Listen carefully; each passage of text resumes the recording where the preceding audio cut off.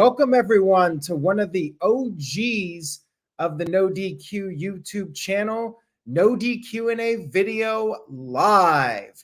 Thank you all for tuning in tonight. I very much appreciate it. I have several questions that were emailed to me. I will be answering those questions. And of course, I very much appreciate Super Chat questions, and the Super Chat questions get front of the line priority. Send in your questions, super chat them. I will answer as many as possible over the next hour or so. How's it going, Dave Scheffler? He sent in $2. He says he still thinks Chad Gable will become the Intercontinental Champion. And that leads me to the main topic, but really there are several topics that are just as significant, but this is the one I went with for the thumbnail. Walter Cruz sent me this question. He says, who do you want to see beat Gunther for the Intercontinental Championship? And who do you think WWE will actually book to do it? I thought a week or so ago that Chad Gable would have been the right guy. But this week on Raw, we had a little bit of a curveball. Chad Gable lost to Bronson Reed. He is right now at the back of the line, but all it takes is one big win and he can be right back in it. There was also the tease of Tommaso Ciampa going after Gunther. I do not think Ciampa's winning it. I think Chad Gable would actually be a great choice considering the momentum that he has right now, but I'm not so sure. And my concern is they may cool off on Chad Gable. Other than Gable, my pick is Braun Breaker. I think whoever beats Gunther, and this also applies to Roman Reigns, whoever beats these champions that have been dominant, they will become made men. I would like to see a young up-and-comer defeat Gunther to win that Intercontinental title. And my personal opinion is that it should be Braun Breaker. I could see Dragunov being a choice, but let's be real here. WWE's not going to build the company around Dragunov. Breaker, however, you can clearly see that WWE is being very careful with Breaker. They're not putting him on the main roster too soon. They're giving him plenty of time. They are investing in this guy as a future main event superstar.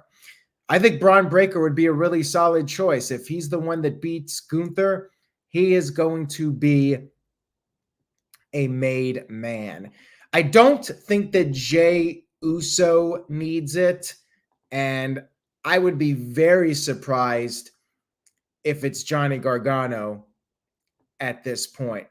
It could be Gable, though, and this might be leading up to something, but knowing WWE also, we might never see Gable go for a title again. It may be forgotten about, but after his daughter was crying on Raw, I almost feel like it has to happen now. Psycho Jet Black sent in a $2 super chat, says, I would be okay with CM Punk versus Cody Rhodes at WrestleMania 40. That would be an interesting match. CM Punk versus Cody, CM Punk versus Seth freaking Rollins, CM Punk versus Roman Reigns. You could get at least 3 big marquee matches out of CM Punk. Maybe even CM Punk versus Kevin Owens would be an interesting match. They could definitely get their money's worth out of CM Punk if he comes back to WWE, which of course is still up in the air, and I'm not getting my hopes up that he's coming back. I do want to go to this next question, courtesy of TJS. TJS sent in this question. He said, hopefully no one has asked this before. He says, hypothetically, if Vince McMahon won the lawsuit against the World Wildlife Fund, where do I think the company would be today? And personally, do I prefer the WWE or WWF name? I think if Vince had won the lawsuit, it would be the same. I really don't think we would have seen anything significantly different. But you know what they say, any one little event could change the whole course of history. So it's one of those questions where you never know. But my feeling is nothing would have really changed. Nobody's mindset would have changed. It would have been the same direction. And as far as which name I prefer, I grew up on WWF. It was an adjustment to WWE, but I got the F out. I got used to the change. And in a way, I think WWE is better because when the WWF was a thing, World Wrestling Federation, you also had the World Wildlife Fund, and people would get the two things mixed up. And WWE Entertainment, I feel like it's a more fitting name that describes what the brand is, the World Wrestling Federation, which does explain what the brand is, but World Wrestling Entertainment, that's what they are. And I like the name. I like both, and in a way, I like WWE even better. But you know, I grew up on WWF, and I do have that emotional attachment to it.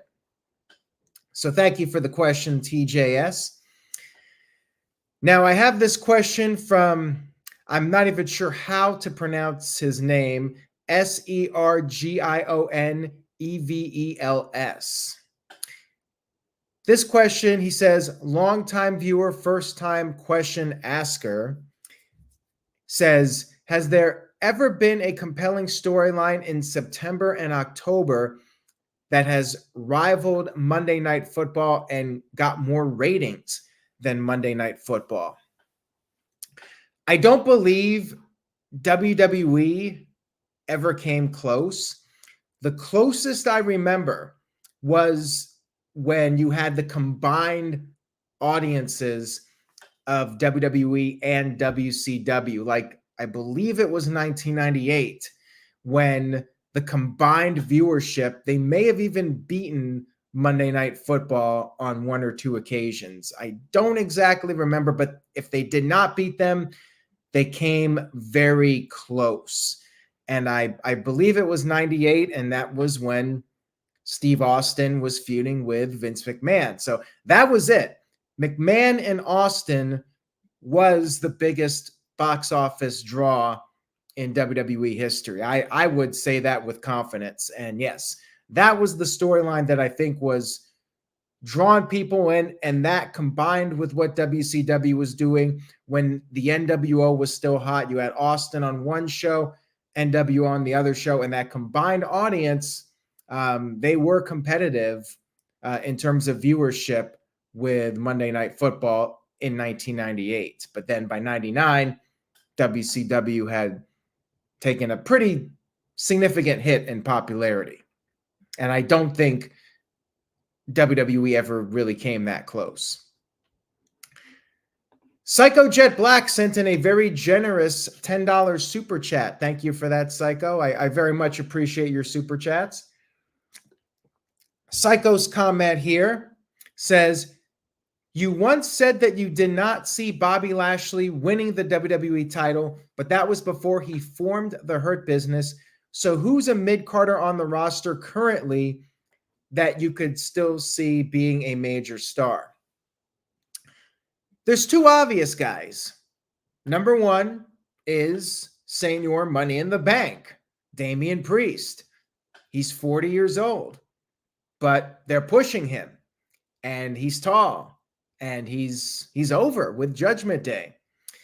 I think there's a pretty good chance Damian Priest will have the championship.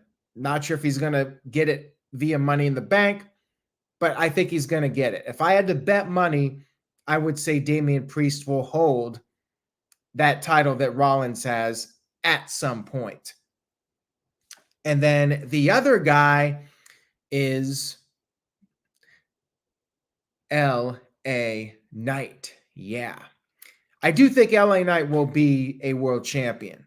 He's 40. Bobby Lashley won his title at like 44, 45. If LA Knight gets a strong 3 or 4 year push, certainly there's plenty of room for him to have a world title run at some point. And Ratnick says, not if Kevin Nash has a say in it. Yeah, you could be right. And Ryan, Damian Priest is already being rewarded. They gave him Money in the Bank, and he's on TV every week. He's in a prominent position. They definitely see big things in him. So thank you for that question, Psycho Jet Black. I appreciate it, like I said. And now we move on to a question from Steve-O. Steve-O sent in this question. He says, long comment here, so I'll read it off. He says, let me try that again. For a brand split in the WWE, in your opinion, who would you rather Raw and SmackDown have as their own men's and women's world titles, or should they have one champion? He's in the mindset that it's best to have a world champion for the men and women's divisions that can go to any brand. Same goes for the men's tag division. Mid-card titles can be brand exclusive, and he would even have women's tag titles be exclusive to Raw and SmackDown and include a women's mid-card bout to be exclusive to the other brand. And he says here, sorry for the lengthy question. So basically, should there be one champion who's on both shows, or even 3 shows if you include NXT, or do what they've been doing? When the brand split first started in 2002, they had it so the champion appeared on both shows. And that's what I've always argued is the best way to go. There's too many titles. I think we can all agree on that for the most part. Too many titles to keep track of. And by having that where there's one champion, one world champion for the men, one world champion for the women, they could appear on both shows. And that creates more of a reason for the wrestlers to want to win the world title, because if they get booked for both shows, they're going to make more money. Logically, that's what's going to happen. So yeah, I would do that. I know the whole point in the Seth Rollins world title was so there would be a world champion while Roman Reigns is being the part-timer. I really think they got to wrap up this Roman Reigns as world champion story. And now I don't think they're going to go back on this. Like, I don't see Rollins' title being retired anytime soon. I think they made the decision. They're doing the 2 world champions, and the women have 2 world champions, and that's the direction they're going. And looking at the women's tag team division, like, they have been appearing on both shows, but the division still sucks, and the women's champions rarely defend their titles. And you look at the men's tag team titles, like, they never got like new championships. You still have them carrying around the Raw and SmackDown tag team titles. They carry around both sets. It's ridiculous. But the tag division, I mean, that's the way to go. Like Judgment Day, they won the titles. They're appearing on both shows. That makes sense to me. And I like that they have one set of men's tag team champions. They just need to create new titles instead of having the 2 sets of titles that they carry around. I just think it's silly. Like, they got the one title for Roman Reigns. Why not with the tag champs? Sun Goshuaku sent in this comment. Thank you, Sun. Says, who are your top 5 female GOATs, greatest of all times in WWE history, when it comes to promo and mic skills? I would say top 5. AJ Lee, for one. I still remember that pipe bomb promo she cut, and then she totally owned Jerry Lawler. when she made a comment about being 26 and she was too old for Jerry Lawler. She knew he liked him younger. And Jerry Lawler, his only response was she was too ugly for him. But yeah, he got owned. AJ Lee was great. Like, she was just everything WWE needed at the time for the women's division. Good in the ring. She could talk. She's attractive. And she had a good attitude. Like, she had all the attributes needed to be a big star and just very likable. AJ Lee's got to be towards the top for me. And as far as other great promos in the women's division, like Sensational Sherry back in the day was one of my favorites. Luna Vachon was another great promo, in my opinion, and just an overall great character. But Sherry was great. I mean, she did the managing work, and she was always very entertaining when cutting the promos for whoever she was managing, whether it was Randy Savage or Shawn Michaels or Harlem Heat. She always did a great job. And looking at women more recently, Becky Lynch would definitely have to be up there as far as great talkers go. I mean, she would be maybe the best at this time. I think I named 4. I'm trying to think, who would I put in my number 5 position? Ronda Rousey. No, I'm kidding. Definitely not Ronda Rousey. No chance in hell Ronda Rousey's getting anywhere in like the top 50 for mic skills from the women's division. I might say Charlotte Flair. Like, Charlotte's kind of a mixed bag for me, but when she's on, I think she does a really good job. Trish Stratus would also be up there. I might actually go with Trish in that 5th position. But good question there, son. Thank you for that. Now, Caleb Jacobs sent in this comment. He says, it feels like WWE is building up a tag team match with John Cena and AJ Styles versus Solo Sikoa and Jimmy Uso. And he brought up the video package, and I think he wants my thoughts on this, doing a tag team match. Sure, why not? I think that John Cena and AJ Styles teaming up is interesting because of their history. They were bitter enemies, and now they're on the same page. It elevates AJ, and you keep the Bloodline storyline going, although the Bloodline storyline really feels like it's on its last legs here, and you got Solo and Jimmy really as the only guys left. And is Jimmy in? Is he out? But I do like the idea of doing a tag match. Maybe they do it at the Fastlane Premium Live event, and then you can do a John Cena singles match, maybe against Solo Sikoa or Jimmy Uso at the Crown Jewel pay-per-view in Saudi Arabia. Matthew sent in this question. I'll read this one off from Matthew. Says, if you could book any match from any era, who would it be? A classic example, the Legion of Doom in their prime versus the Dudleys in their prime. Well, for me, I would probably go with Steve Austin versus Hulk Hogan. Hogan in his prime, or even Hollywood Hogan in 98 versus Steve Austin in 98, or Steve Austin in 98 versus Bill Goldberg in 98. Like, that would have been quite the encounter. And not as big of a box office draw, but I think for wrestling fans, for hardcores, like Bret Hart versus Kurt Angle, 1997 Bret Hart versus 2001 Kurt Angle would have been epic. Those would be the top ones.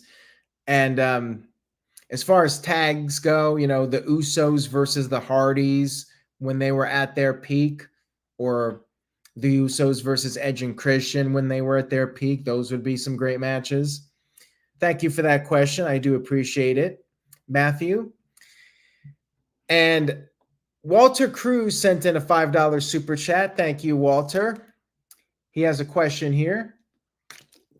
It says, the Money in the Bank concept was cool when it was first introduced. but it's overexposed and watered down now as a PLE. It should go back to being at WrestleMania. Do you agree? Yes, I agree 100%. Money in the Bank at WrestleMania was always fun. And I think that it's a good way to get multiple people on the show. And that's always going to be a thing. They're always trying to get as many people on the card as possible. But rather than some random ass battle royal that means nothing, at least Money in the Bank, it's a match where people can showcase their skills. They can do some crazy stunts, and everybody gets a memorable match on the card, and it's actually building up for something. So yeah, I would say bring Money in the Bank back at WrestleMania. And I know Money in the Bank is successful as a PLE. You could potentially do 2 a year, do one at WrestleMania, and then do one. Here's what I would do, actually. Have the women's be at WrestleMania, because the women's division, they struggle enough for spots as it is. You give them a key match at WrestleMania, and then you can keep the Money in the Bank premium live event and let that be the men's match. That way we don't get 2 in one night. Like, I've never been a big fan of doing 2 of these matches on the same night, whether it's Money in the Bank or Elimination Chamber, or when they were doing Hell in a Cell. Do one at WrestleMania for the women, do one for the men as the Money in the Bank premium live event. There you go. And speaking of premium live events, Calvin Bowman sent in this question. Calvin says, will King of the Ring ever return as a pay-per-view, and will Cyber Sunday return? I'm actually surprised that neither of them have returned at this point. I still think there's time, though. I would bring back both. King of the Ring 100% should be a pay-per-view, but it's not so much bringing back the pay-per-view as I want to see the return of the one-night tournament. That's what I enjoyed about the tournament. I started losing interest in it when they were doing the quarterfinals on TV and then just doing the last match or the last couple of matches on the pay-per-view. The one-night tournament I like because it really puts over the winner even more. They have to win this whole tournament in one night. They have to wrestle 3 times to win just to get a championship opportunity. I would do it, but have it be a one-night tournament. Again, it's not like, and this applies to Cyber Sunday too. Cyber Sunday, that event really struggled because people did not want to buy a pay-per-view that they didn't know what the card was. They wanted to know what the matches were, and with Cyber Sunday, like, you just didn't know exactly what you were getting. And I think that's a hard sell, trying to get people to pay $40 when they don't know exactly what the card is going to look like. But now it's a different era. With the WWE Network, you pay the $9.99 or whatever it is now on Peacock, and you get all the shows. King of the Ring, apparently Vince McMahon got rid of King of the Ring because he thought like it wasn't a draw anymore. But who cares now, right? You got Peacock, you can do King of the Ring. You don't have to worry about selling the pay-per-view. You don't have to worry about selling Cyber Sunday anymore. And I'm really surprised about Cyber Sunday because WWE has so much activity on social media. You would think that they would really capitalize on that with an actual premium live event. You can have one match determined on Facebook, one match determined on Twitter/X, one match on Instagram, one match on TikTok. Like, you can have fans go to each different platform and vote for the match. So you're getting even more activity on your social media accounts. Like, I am actually shocked that they haven't brought back Cyber Sunday in this era. Both shows 100% should be back, in my opinion. But will they? That remains to be seen. My feeling is there's still a good chance. And maybe somebody important in WWE is watching this and they'll suggest it to Triple H or Vince or whoever, and we'll see it happen. Never say never, right? You never know who's watching this live stream. We got another question here from Walter Cruz. Walter says, with the rumors of Jade Cargill joining WWE, who do you think had the biggest jump from any company ever? Who had the best and worst debut? Okay, I'll start with worst. Worst debut, and this is the first one that popped to the top of my head. Jeff Hardy in TNA / Impact Wrestling. Not his first run. Well, his first run wasn't anything special, but the 2010 debut.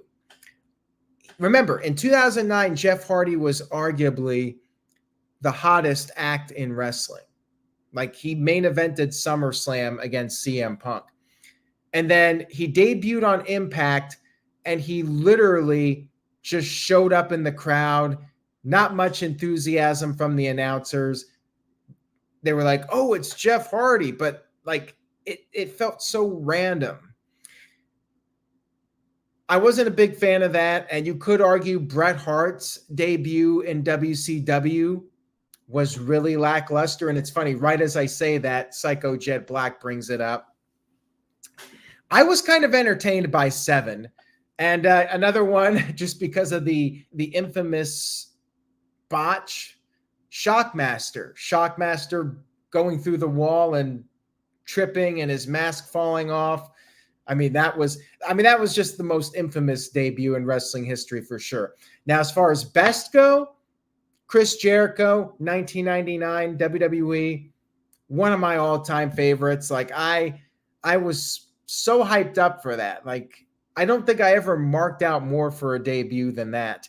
And just looking back, Kane's debut, it's got to be Kane at the Bad Blood pay-per-view in 1997. Kane and Chris Jericho have to be my top 2. Other than Kevin Dunn's screw up, AJ Styles showing up 2016 at the Royal Rumble was a big one. And even though we did not know them at the time, the Shield debuting. I mean, they came in and they cleaned house on their debut night, and they were booked like superstars right from the get-go. And what do you know? You book them like stars, they get over like stars. I mean, that's ABC booking right there. You push the guys, you make the audience take them seriously, they're going to get over. There you go. Now, Psycho Jet Black sent in a $5 super chat. Thank you for that, Psycho. I appreciate the super chats. Says, do you think AEW needs to fail in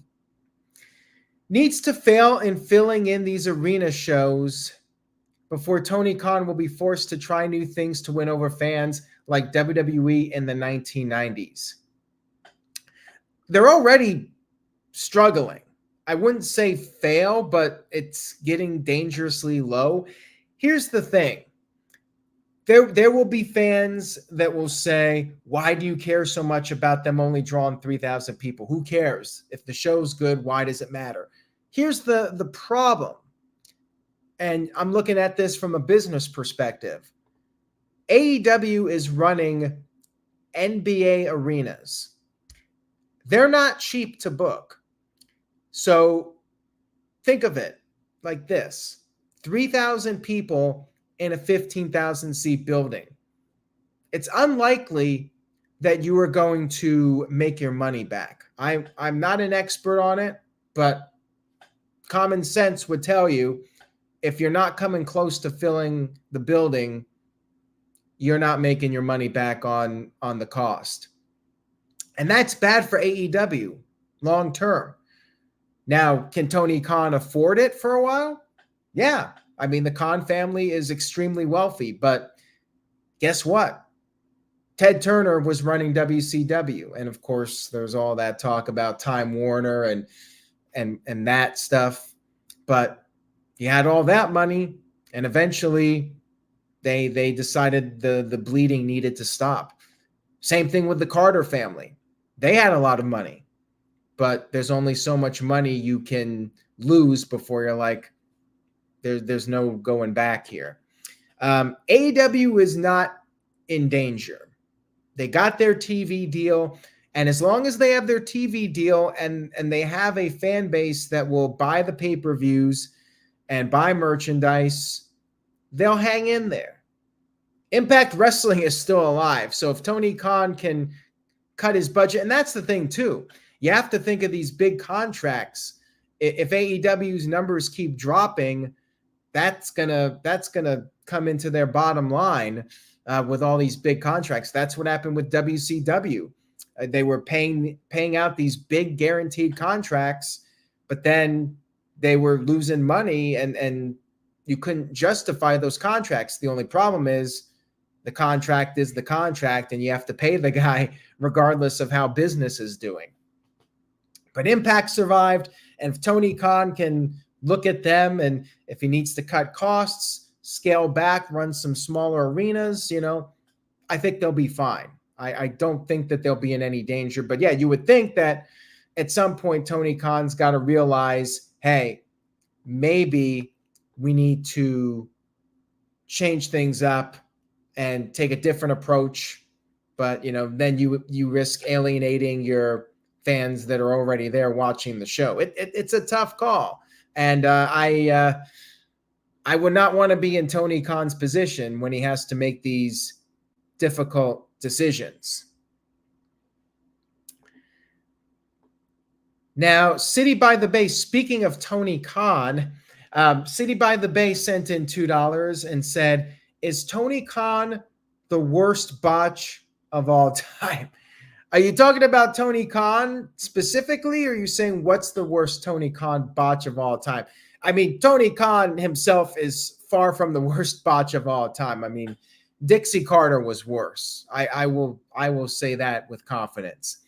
But as far as Tony Khan's worst botch, I'm not sure what you meant exactly with that question. I would say Wardlow was Tony Khan's worst botch.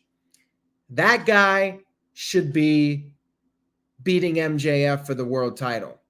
When MJF won that title, you should have kept building up Wardlow, and Wardlow should be the man that beats MJF. But Wardlow was nowhere to be found. And now he's been gone so long, like it would not have the impact. Imagine if Wardlow was winning matches and building up momentum, and then you set up MJF versus Wardlow. Wardlow won the title. Wardlow would be the man. He could be the guy to represent AEW, do the media appearances. He looks like a badass wrestler. He would be a great rep for the company. I don't know what the hell happened with Wardlow. I don't know if something happened behind the scenes that we're not aware of, and there's a reason that we are not aware of that led to his push being derailed. But it should have been Wardlow, man. I don't know what the deal is. Big G sent in a $5 super chat. Thank you for that. I appreciate it, Big G. Shout out to Big Baller G. Says, what's been your favorite and worst moment for 2023 so far for WWE and AEW? That's a loaded question. Favorite moments, we'll start with WWE. The Sami Zayn stuff. The Royal Rumble, one of my favorite endings to a WWE premium live event, maybe ever, like top 5 for sure. And just the whole progression of that storyline, and then the Usos breaking away from Roman Reigns, like all the Bloodline stuff was just absolutely fantastic. And as far as AEW goes, favorite moments probably would involve MJF and Adam Cole. I know it's a polarizing storyline and some people don't like it, but I've been entertained by it. And pretty much everything MJF has done has been a hit. I think the guy just has a great mind for the business. And, he's a student of the game. He learns from the best, and I don't think anybody can touch him as far as just overall entertainment value goes. Worst moments, nothing in particular that I can think of, only just I feel like Dynamite has gotten a bit stale, and Collision without CM Punk feels like a skippable show. And I think that's just an overall problem. It's not a specific moment. And as far as WWE goes, worst moments, again, there's no moment where I said, holy cow, that was just a huge mistake. Like, I don't think there's been any specific moment that I can think of. Again, it's more of just sometimes I feel like the show is a bit predictable and it drags on for too long, especially the 3-hour editions of Monday Night Raw. I would say, and this is a good point, Michael Wayne brings this up. I would say the worst moment for AEW this year is what we haven't seen, and that's the backstage drama, whatever happened with CM Punk and Jack Perry. Like, that sucks. That's the worst thing, because it has hurt the AEW brand, and it has created a further divide amongst fans. The fans that hated AEW, like, they have more now to say, hey, look, these guys are unable to get along. Tony Khan cannot run his company. And it's just distracting from the good things that AEW has done. People are saying Nia Jax coming back is the worst moment. Again, the jury's out on that as far as I'm concerned. I mean, she might be able to have a pretty good run here. I'm not going to just write her off yet. Karrion Kross, like, they haven't done much with him. Yeah, he's pretty much dead, but I don't know if he really was going to amount to much. Like, it felt like the writing was already on the wall earlier this year.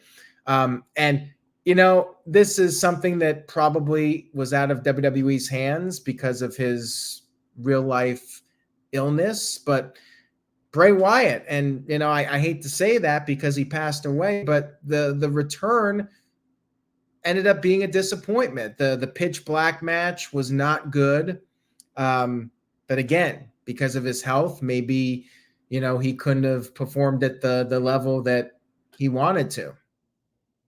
So that might not all be on WWE. The fact that storyline didn't play out the way people were hoping, at least how I was hoping it would play out. I was wanting to see more of a realistic Bray Wyatt. And when they started doing the Firefly Funhouse stuff, I was getting turned off of that. Again, might have been his health, and that's why they had to go in that direction. But yeah, it was disappointing nonetheless. And that's a worst moment in itself. Bray Wyatt passing away, again, not something that's part of a storyline or anything. Just an overall terrible tragedy. All right, so let's try to get a little bit more positive here. We did talk about some positive stuff with the best moments. Psycho Jet Black sent in a $2 super chat. Thank you for that. Says, could Wardlow and Powerhouse Hobbs succeed in NXT or WWE? Yes, 100%. I mean, they're bigger guys, and that's maybe one of the most valid criticisms of AEW. They don't make the most out of their larger-than-life wrestlers, the guys that look the part, that look like they could beat up anybody. Instead, AEW likes to push the smaller guys, which is cool for them. It's good that you don't have to be this big guy to make it in wrestling, but it's not special anymore. Like when Rey Mysterio was pushed, he was unique. he was the one guy that could overcome the odds. But now it's a common thing. Every little guy beats the big guy now, and you just cannot suspend disbelief. Wardlow and Hobbs would do very well, I think. And my gut feeling is both of them will end up in WWE when their contracts are up. Like, I can't imagine Wardlow signing a new deal. I don't know when his contract's up, but if you were Wardlow, would you stay with AEW? I wouldn't. I think he's got a lot of potential in WWE. Steve-O thinks that maybe Hobbs can still be saved, maybe, but like, I feel like they don't want to commit. They start to push the guy, and then he loses. They put the TNT title on him, and then he lost it right away. And he was built up for Miro. He lost to Miro. And again, I mentioned this when we were talking about the match, that it was really a no-win situation for both guys because Miro could not really afford a loss either. And they did go with Miro. And now Hobbs is kind of on the back burner again. Now he's cutting promos. This has happened with both guys, with both Miro and Hobbs. It's like they lose, and then they do their little vignette. They say, now I'm starting a new chapter in the book of Hobbs, and I'm going to put everybody on notice. And I'm like, dude, you got your ass kicked in the last match. Like, nobody's taking you seriously anymore. So yeah, I would hope that Hobbs and Wardlow get opportunities in WWE. I just think they're a better fit in WWE because of the size. Like, for whatever reason, I think it's because Tony Khan wants to push. Tony Khan's approach is that he wants the workhorse guys. He wants the guys that are known for the work rate to be pushed. So he's going to put your smaller guys that can do the flashy moves over the bigger guys that are not as flashy, but I think they're more appealing to a casual audience. But that's not what Tony Khan's going for. He's going for the casuals. He's going for the diehards. He's going for the niche audience, the fans that want wrestling, and lots of high spots and lots of athleticism. That's what Tony Khan is going for. And, it works in a way, but in another way, it's also holding them back. Retro Pixel Drew 64 sent in a $2 super chat. Thank you for that. Says, is Rhea Ripley about to go babyface? She could at any time. Like, everybody loves her. I mean, she practically is a babyface. It's her association with Dominic. And, they may keep it going for a while where Rhea is kind of like a tweener. I mean, she got attacked by Nia Jax, so she could end up being the babyface in this particular storyline, and they may keep her as a tweener for a while. I think it's too soon to split Rhea Ripley and Dominic, but, eventually I think they got to go in that direction. Rhea Ripley versus Becky Lynch, I still think it's going to be the WrestleMania 40 women's main event. They could turn Becky again, but I think that every time they've done it, in my opinion, it's been a flop. But Rhea Ripley is undoubtedly one of the most popular stars in WWE, and she's technically a heel at the moment. But yeah, she might end up going face, at least in this feud with Nia Jax. Billy L sent in a $5 super chat. Thank you for that, Billy. I very much appreciate it. Billy says, my man, been watching since 2015. Again, thank you for that. Says, do you think if WWE had just scrapped DX after WrestleMania 14, Triple H would have still become a star in the Attitude Era? That's a great question. I think the answer is yes, but I think it would have taken longer. Triple H's stock definitely rose from DX. But it was really that feud with the Nation, DX versus the Nation, that not only elevated Triple H, but elevated The Rock as well. I think both guys would have found their way, but it would have taken longer. I definitely think they made the right call to keep DX as a group and not break them up, because DX allowed Triple H to take the leadership role and step up in a higher position. And then you got the New Age Outlaws elevated. Would they have become as big as they got without DX? I don't know. And you had X-Pac in there, China in there. Like DX, they made it work, and it elevated everybody around them. Nation got elevated, and all the guys that worked with DX were elevated because DX was so over. And when they were up against the bad guys got heat. Definitely the right call to keep it. All the guys in China, all of them were talented, and I think they would have succeeded regardless. But yeah, it would have been a bigger uphill climb without DX being a thing after WrestleMania. Thank you for the question. And Psycho Jet Black sent in a $2 super chat. Thank you for that, Psycho. I appreciate it. Says, seriously, who will be the next AEW champion? I would be very surprised if it's Samoa Joe, but anything's possible. I also would not expect a title change on TV. I would think that they would save it for the pay-per-view. But hey, a world title change on TV would be a big shocker, and I think would get people talking. At this point, I would have said Wardlow a year ago, but I don't think it's going to be Wardlow now. And I could see it being Adam Cole if they do a rematch. I still think this has got to be going somewhere, right? Like, they're friends, everything's all good, but you have to think at some point we're going to get that split and Adam Cole goes full heel against MJF and wins the title. My money right now is on Adam Cole. I don't think it's going to be Joe. I don't think they're going to put the title on Joe at his age at this point, considering his history with injuries.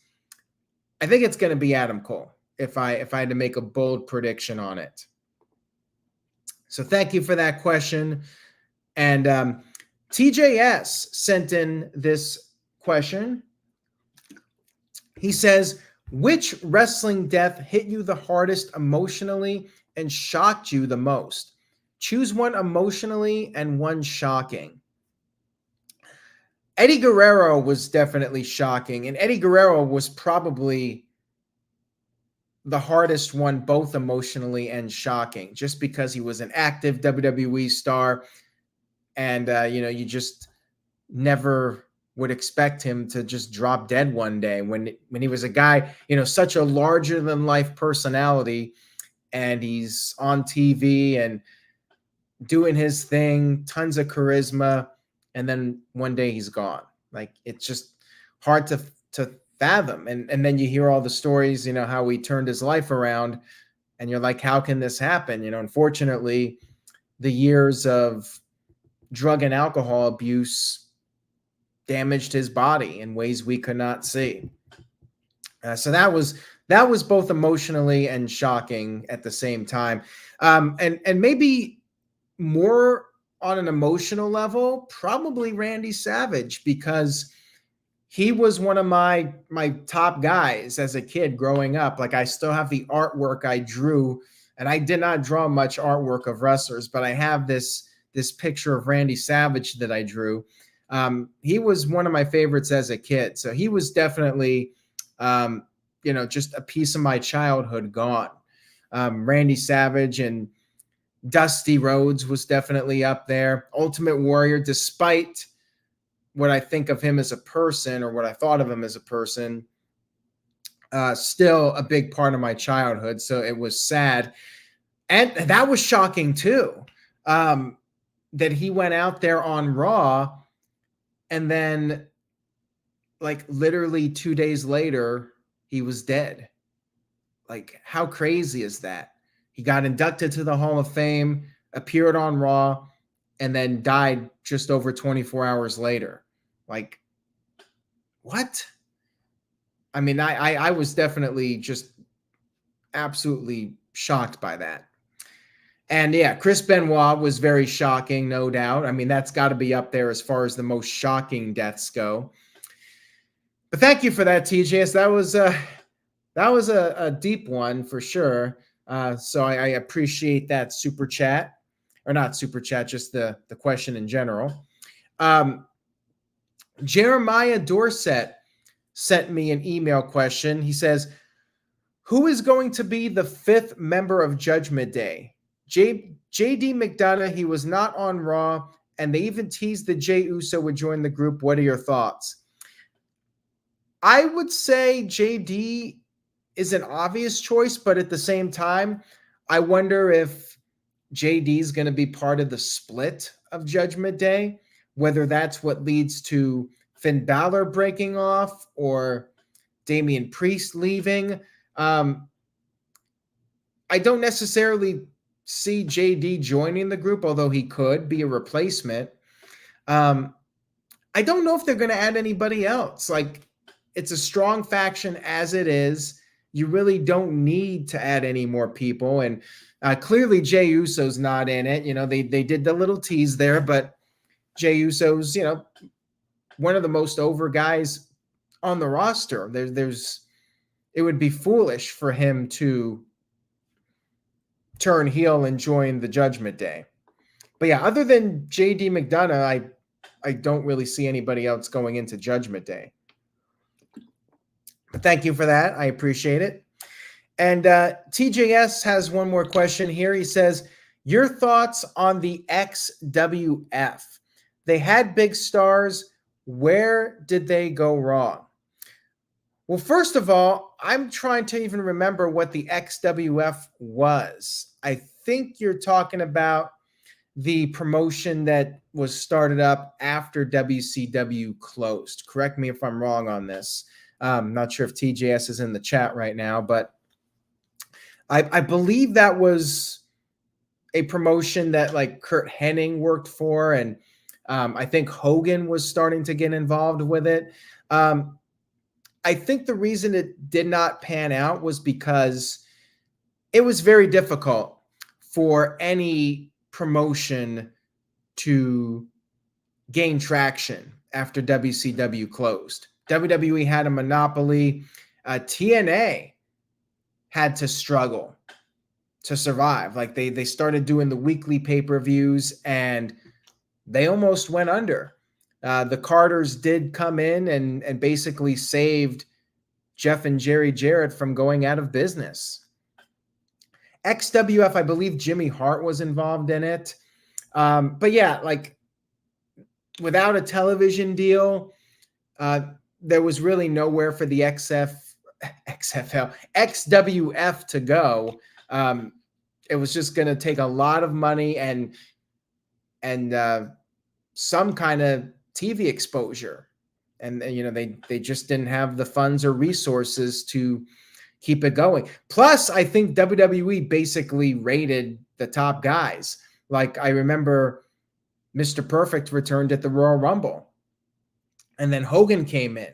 So whatever plans there were for Hulk Hogan and some of these other guys to try and make the XWF a thing, WWE signed away the top guys, and that was that. That was it for them. Like they really had no shot without Hogan. Hogan was really their only prayer of being able to make some kind of a name. And with Hogan gone, it was over for them. And Steve-O pointed out that Jerry Lawler was doing commentary for them during his time away, and then he ended up going back to WWE as well. Mr. Anderson said, should Jade Cargill or Bianca Belair join Bobby Lashley to form a new stable? I would say yes. I think that's how Jade Cargill should debut in WWE. Put her in there with Bobby Lashley and the Street Profits, and let her be like a bodyguard. Let her be what Rhea Ripley has been for a while. Let her be out there at ringside. She can body slam the guys. She can maybe do the occasional squash match. Don't expose her. Let her go out there and just be a badass.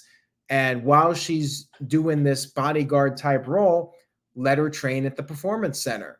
Same time. And then maybe 6 months to a year, you can start having her do longer programs and get her more involved. And yeah, you could have Bianca Belair in there. I mean, naturally. She's married to Montez Ford. Pair them up on TV, and she could definitely benefit from a heel turn, in my opinion. Not JPEG says, should Ryback fight Goldberg or leave it alone? I don't think we're going to see Ryback on a big stage again. I think his time has come and gone, unfortunately for him. I don't think there's really that much interest in those guys wrestling at this stage of the game. And another comment here, best and worst title belt designs. Well, the best would be the classic winged eagle, the big gold belt, the classic IC title. I guess I have more of a bias towards the old school titles. As far as the worst ones go, I mean, the tag belts, I don't hate them, but I know a lot of people don't like the penny titles. I really don't have a strong opinion on the titles. Like the ones that I haven't mentioned as my favorites would probably be my least favorites. I didn't really like the Ruthless Aggression era titles. I know some people did, but I thought they were kind of just generic. And speaking of generic, some people don't like the big logo belts, but I get it. You know, it's so the sports teams will go on their parades with the titles, and you'll get the WWE logo on television in front of millions of people. So I get it. Here's a good one. Jeff Hardy's TNA title was the worst. Walter Cruz sent in a $5 super chat. Says, greatest commentary team in history. Heenan and Monsoon for him. Heenan just made it so much fun. Gorilla with his would you stop? RIP to both. Gorilla was great. I mean, Gorilla with Bobby Heenan was a classic team. And also Gorilla with Jesse Ventura. Like, I really enjoyed their commentary on those early WrestleManias. But I think I would have to go with Jim Ross and Jerry Lawler as my all-time favorite commentary team. Like, when they were at their peak, like, they really put over those Attitude Era storylines. Jim Ross had so much passion, and, you know, Jerry Lawler's reactions to everything. And, you know, they worked so well together. Like, everything they did elevated the show. So I would have to go with them. And, you know, as of recent times, probably Michael Cole and Pat McAfee would be my favorite of the modern era teams. But yeah, definitely JR and the King, and then Monsoon and Heenan would be right up there for me. So on that note, we're at about an hour, so I think I'm going to start winding this down. Said I'd go about an hour here, and we got NXT, so I'll wrap it up so you guys can check out NXT tonight if you're still watching it these days. And I've heard it's picked up. You know, you got Becky Lynch on there and others. So thank you all so much for tuning in tonight. I hope you enjoyed the Q&A. I try to do them every now and then and answer some questions and just chat with you guys about wrestling. I hope you enjoyed it. If you did, please give it a like, tell a friend, share this video on social media. Have a great week, everybody, and check out the other content on the NoDQ YouTube channel. Stay safe out there, and remember, say yes to NoDQ.com, and I will see you all next time.